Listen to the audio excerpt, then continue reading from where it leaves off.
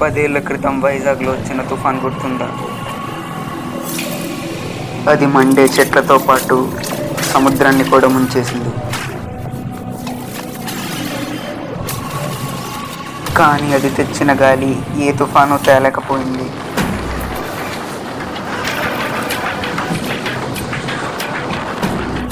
It was the fucking mud bath.